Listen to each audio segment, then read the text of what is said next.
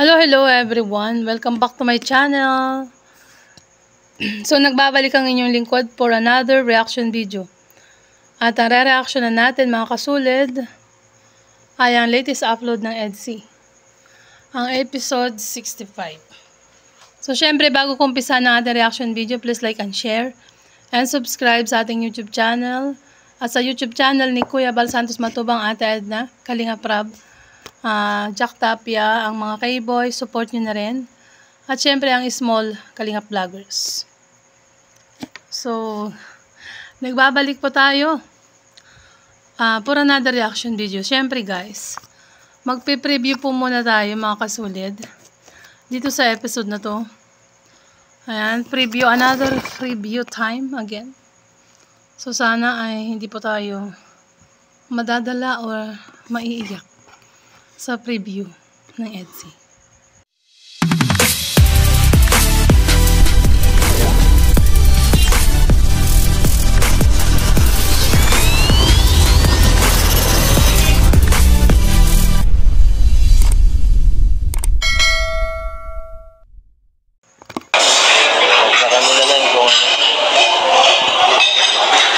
Naniniwala sila o hindi. Mahalaga. Kahit walang naniniwala sa akin, okay lang. Basta ikaw, kahit isa lang, ito lang, okay lang sa akin. Grabe. Ang sabi ni Kalinga Pedro guys, kahit si Beyonce na lang naniniwala sa kanya, no, sa lahat, no, na si Beyonce na lang daw maniniwala sa kanya ay magpapatuloy siya or yan nga, hindi siya bibitaw, no?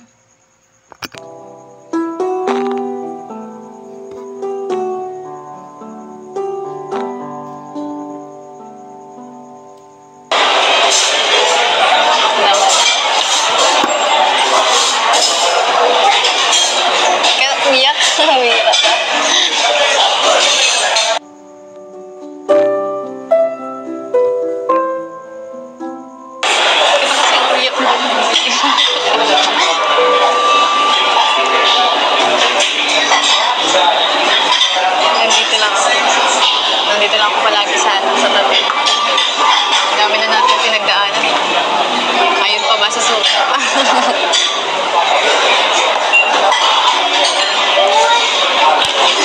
Nagpa-birthday ka na pati, hayaan mo na lang yun. Huwag mo naman lang masyadong isipin.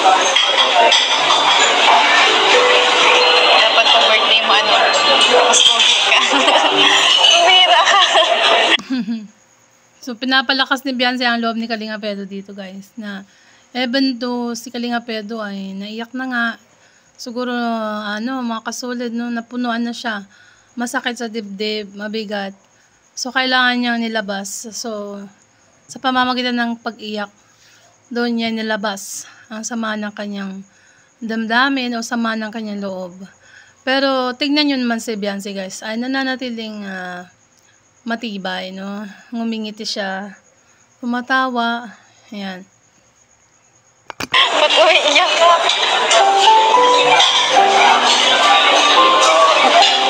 Wala kayo. Tama na kasi.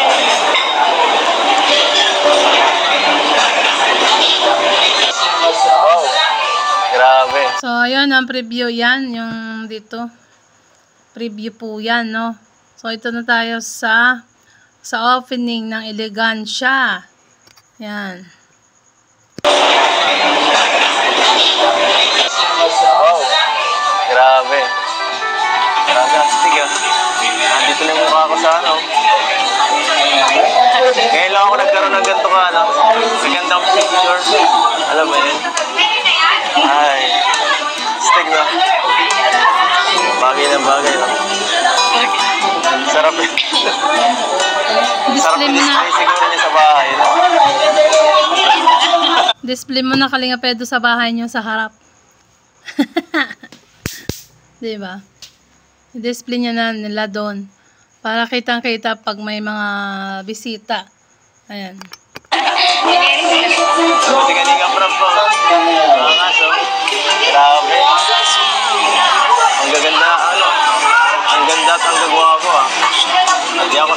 nakikita ang sarili kong ganyan. Mga pala, congrats. Congrats din. Sa kanang ambassador. Ha? Alalay lang talaga ako din. Hindi ka alalay. Kasi kasama ka ni Beyonce. Kumbaga parehas kayong ambassador. O, diba? Isa lang ako.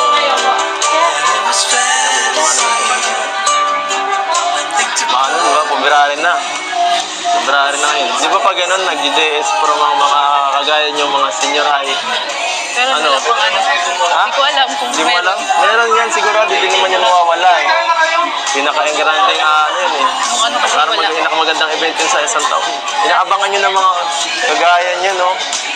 Ako, di ko alam yun. Hindi ako naka-experience nun eh. Kaya saka dito ko na lang kumuha siguro, no? Ulitin mo na lang yan, no? Oo, JS Prom. No, paganda ng gown din yan. So, si Beyonce ay libre na ng gown. So, dyan na siya kukuha sa elegansya. Diba? At ang partner niya, siyempre, malamang. Si Habi. Ulitin mo na lang ulit. Bihira ka. Parang ikakasal sa JS Prom. Alam mo, nung nakaraan, sila Rachel. Iba ang partner nun eh. Si Rowell, di ba? Oo. Baka kung wala kang partner doon, baka pwede mag-ano muna ako, sumabit muna ako sa program ninyo doon. Yan, pwede. Pwede yan, Kalinga Pedro. Ikaw ang partner ni Bebe Beyonce. O kaya, mag-ano ako. Sikreto lang. Over the bakod na lang ako. Dadala na lang ako ng damit ko. Ayun, meron pa. Grabe ang ganda nun. Bagay na bagay yung kumbira. Ang ganda niya ilagay sa ano mo, siguro sa bahay niyong bago, no? Grabe. Kasi si Carla, may mga ganyan si Carla eh. Nakita ko. Sa boarding house niya. Bagay sa bagay ng bagong bahay mo. Oo, bagay talaga doon, Kalinga Pedro.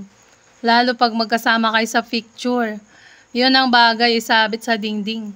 Doon, sa bahay na bago nila Beyonce. Diba? Hingin ko. Oo. Bagay sa'yo talaga ang mga ano. Pag-suot ng gown, no? Wedding gown. Grabe guys.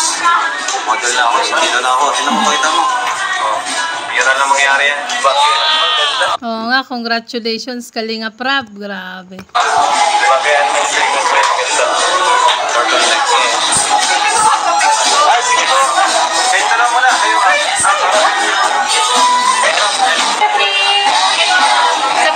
So, nagpa-picture sila. Guys, ito, no? Nakita nyo na siguro sa FB yan. So, dito na tayo sa kumakain sila. Ayan.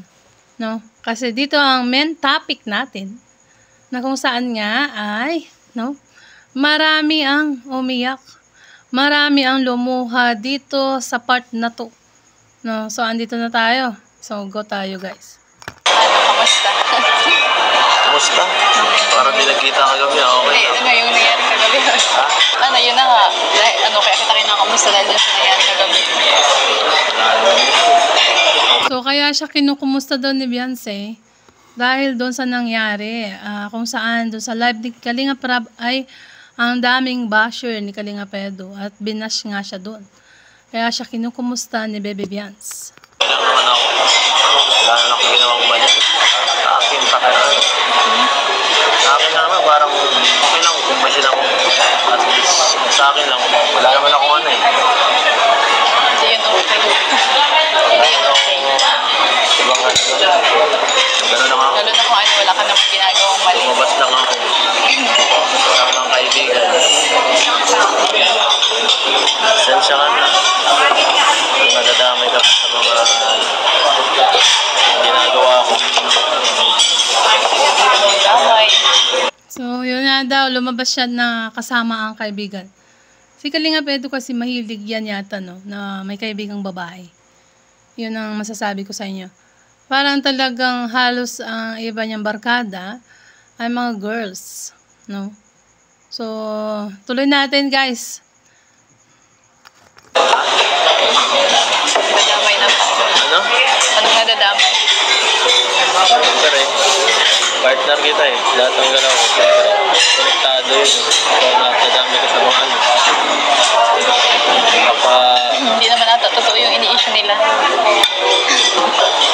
kanila na yun, kung ano isipin nila.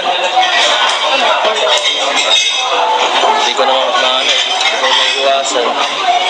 Yung mga ganyan, kahit dati pa naman.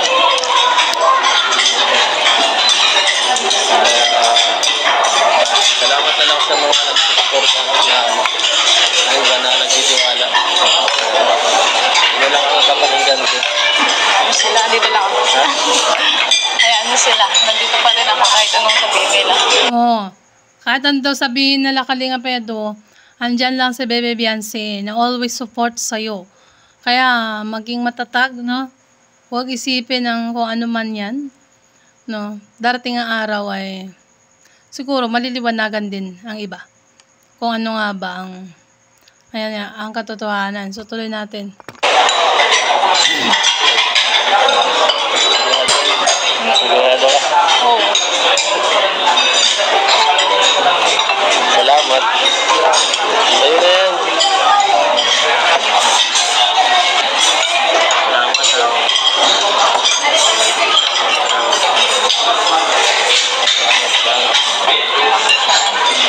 Ano, katiwala.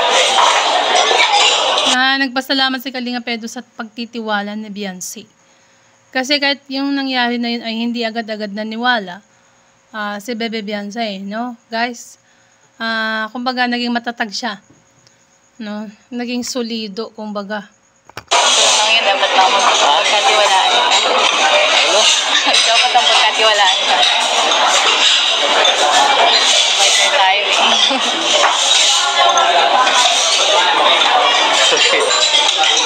Dapat lang na pagtiwalaan kita dahil partner daw sila, guys. Grabe. Naiintindihan naman kita.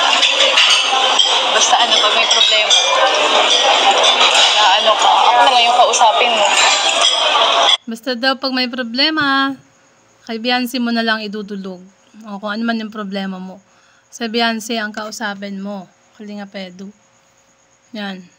Kung may mga problema. Sigurado ka?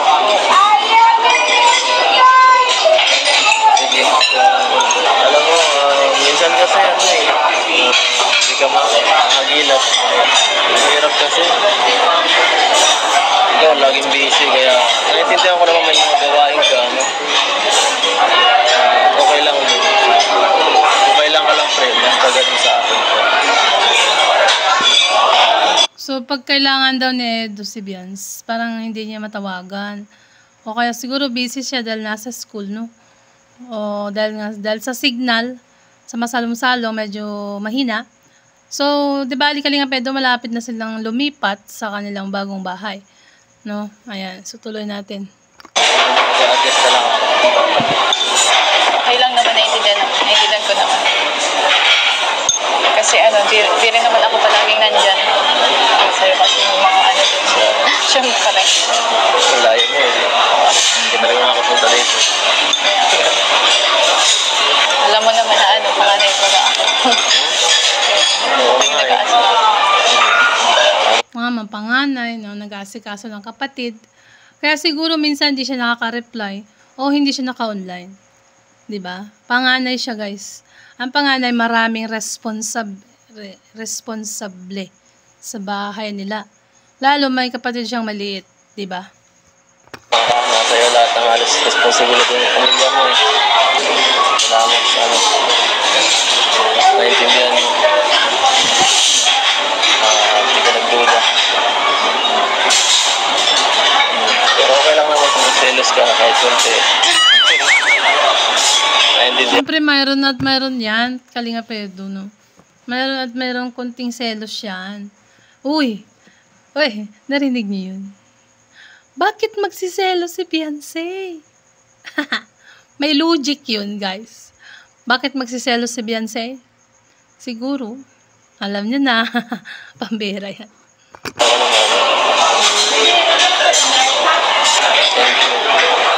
Tiwala. Ayan.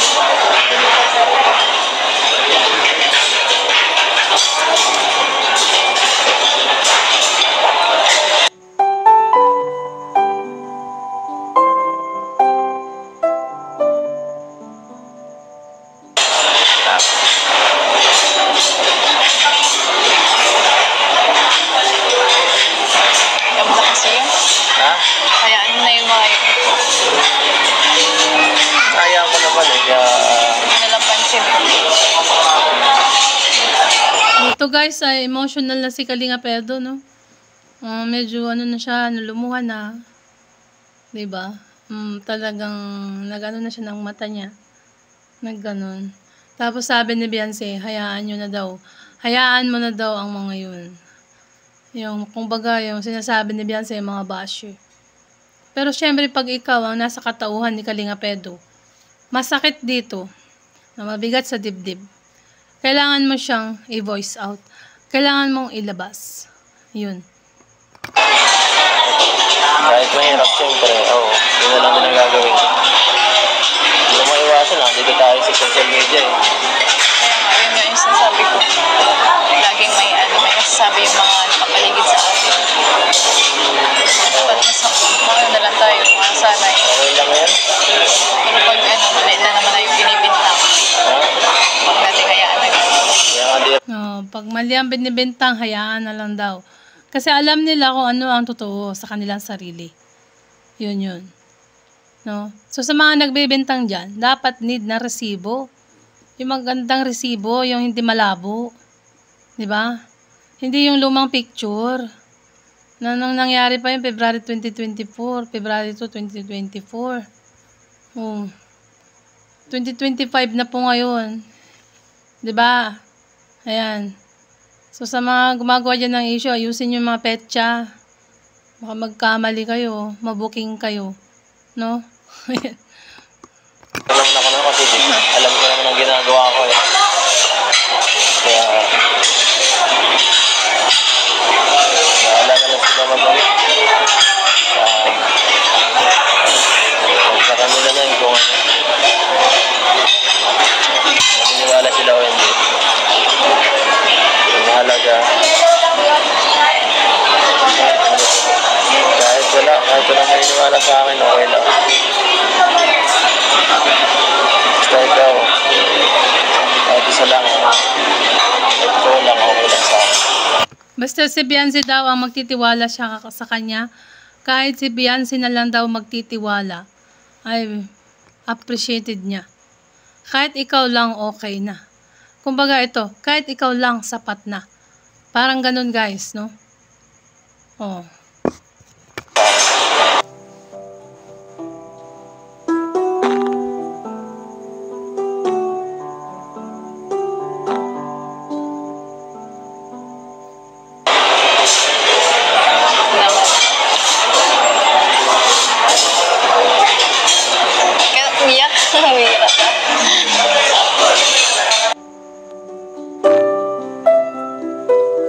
Napuno na talaga. Iba kasi umiyak mo. Pero si Beyonce ay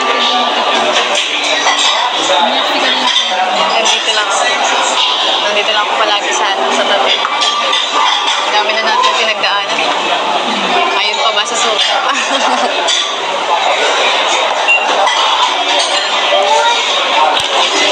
Mag-birthday ka na pati, hayaan mo na lang yung huwag mo naman na masyadong isipin. Dapat pag birthday mo, mas pogi ka. Oo nga naman, mag-birthday ka na Kalinga Pedro, huwag ka na malungkot. Kahit sa ngayon, umpisan mo na huwag na malungkot. Kasi sa February 6, ang birthday niya. 'Di ba? Hoy, shoutout sa mga basher dyan. Pambira kayo. Anong mga ginagawa nyo? Nakakaano kayo ng tao, nakakapanakit. No? Pambira ka. Ba't umiiyak ka?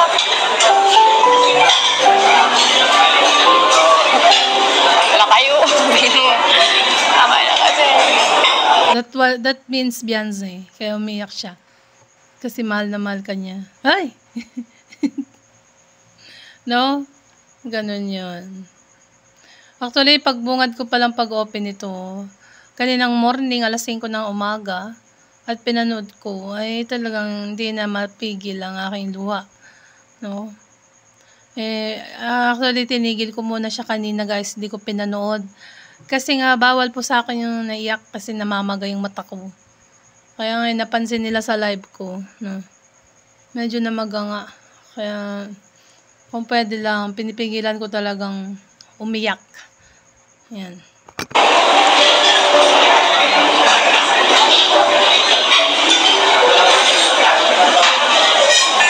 Kung ano man yung mga problema mo, ako yung bibigyan.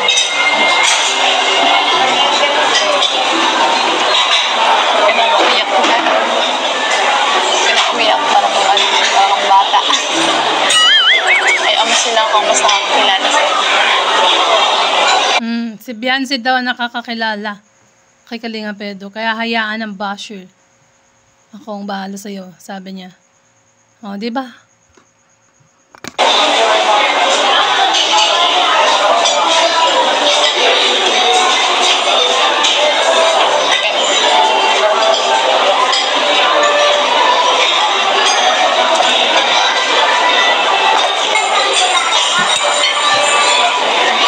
Bakit yung background dyan sa kainan? Happy birthday to you.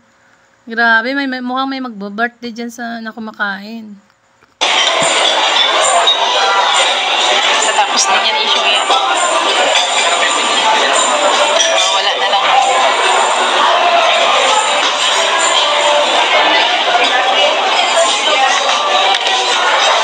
Sensya ka na ha.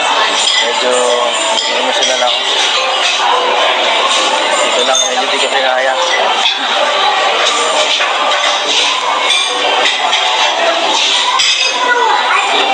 Kaya na.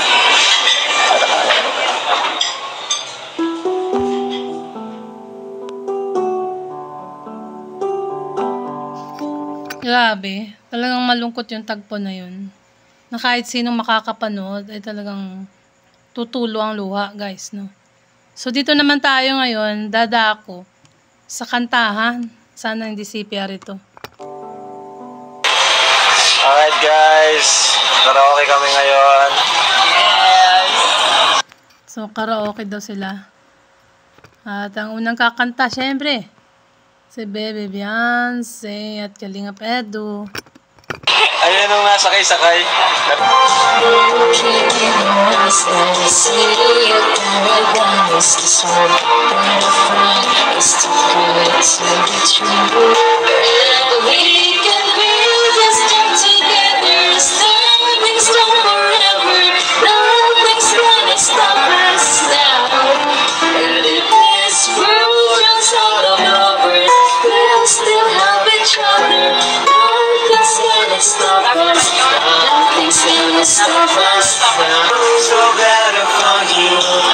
Wala talagang makakapag-stop sa inyong pagmamahalan. Kalinga Pedro and Bebe Beyonce. Nothing can stop us now. Yan. No?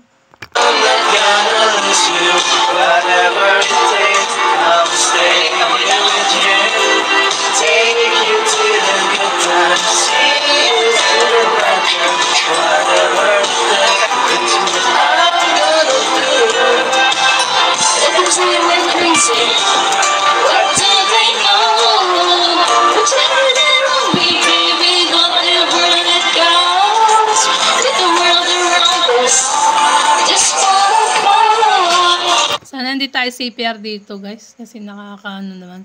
Pag masi-CPR pa ako dito, wala ng revenue. Ayan.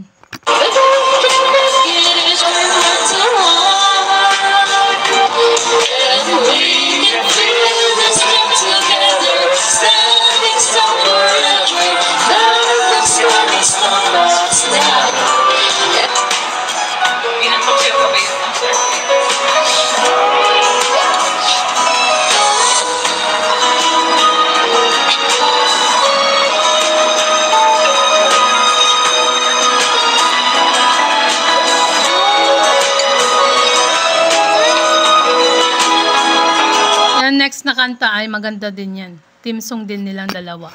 Mga kasulid.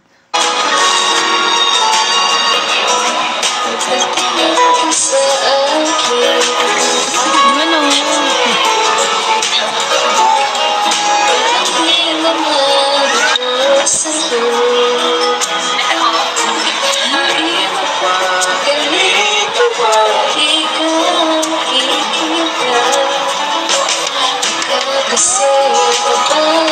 Para kanina yung kanta, para kay Kalinga Pedro Beyonce, ano, Beyonce. Ganda ng meaning yan eh, no?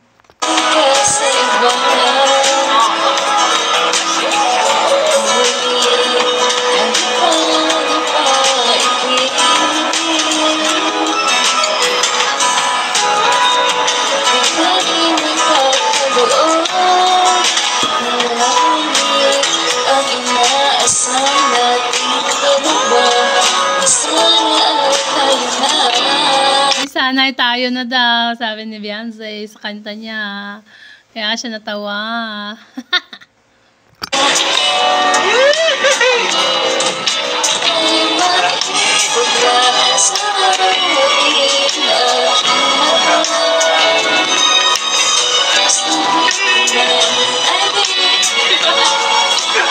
Bagay na bagay na. Grabe. Bagay na, bagay. Bagay ang kanta na kinanta ni Beyonce para sa kanila.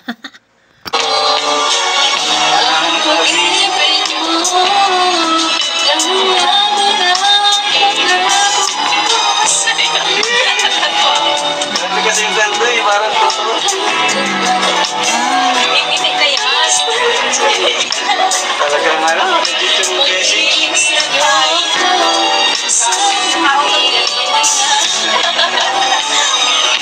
Parang, excited talaga guys.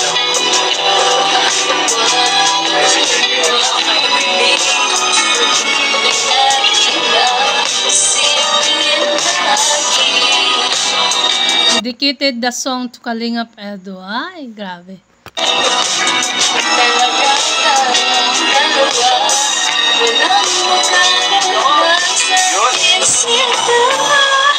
Tama yun.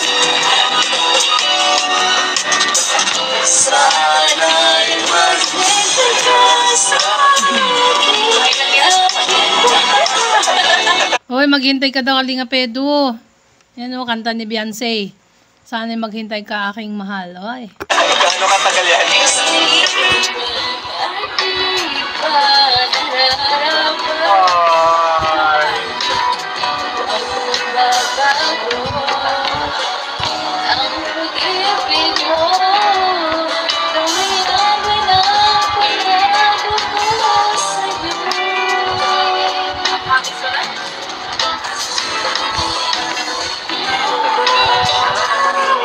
Grabe. Guys, hanggang dyan na lang po ang ating maikling reaction video. Siyempre, support and subscribe. Kalingap Rab, Kuya Bal Santos Matubang, Ate Edna, Jack Tapia Matubang, Asalat ang K-Boys. At siyempre, ang ating YouTube channel, guys, huwag na huwag niyong kakalimutan. Ayan, bye po, God bless. Sana po, hindi na po kayo umiiyak ngayon. Sana po, masaya na po kayo, no? At siyempre, support and subscribe sa ating YouTube channel. Ayan, bye, God bless. And to God be all the glory.